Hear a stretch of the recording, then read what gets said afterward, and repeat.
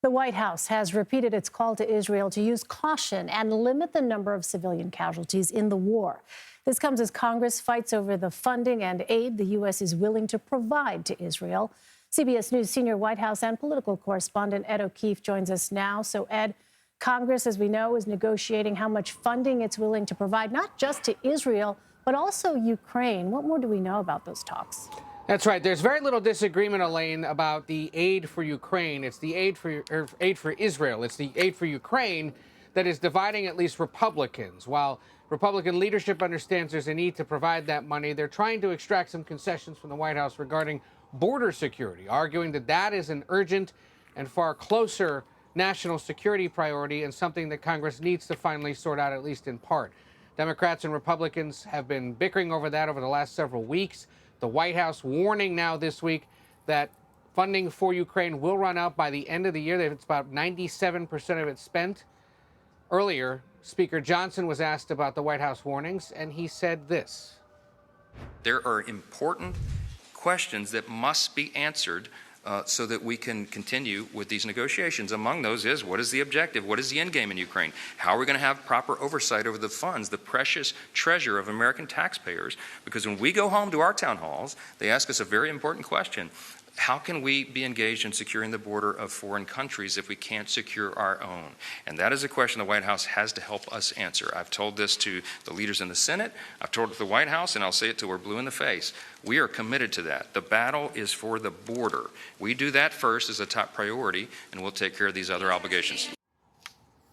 Some of those answers may come in a closed-door briefing that will happen for senators later today. Secretary of State Antony Blinken, the Defense Secretary Lloyd Austin will be there along with others. Defense Secretary Austin was in Ukraine last month checking in on operations there, and both of them are expected to reiterate that the White House is quite concerned. If that funding runs out, Ukraine could very well lose the war to Russia. Elaine? Ed, let's turn to politics. President Biden is heading to Boston for multiple campaign events this afternoon. We know December is traditionally the time of year when people's focus tends to turn to the holidays and not necessarily on political campaigns. But how critical are these kinds of stops for President Biden right now? These are some of the most overtly political stops he's made this year. 3 stops today in Boston with no public official events. He'll have another fundraiser tomorrow night here in Washington, 2 on Friday and Saturday out in Los Angeles, another one next Monday in Philadelphia.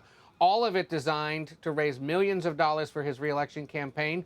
He hasn't been able to spend as much time doing that in recent weeks, given the conflict in Israel and the optics of spending time doing that amid war planning. He also hasn't been able to go west to raise money because the Hollywood types that would normally be giving have been locked up, of course, in the writer and actors strikes. And with generous donors on both sides of the table, the White House wanted to stay away and let them sort that out. But all of it designed to boost his reelection campaign ahead of next year. He's already got a big cash advantage over his potential Republican rivals.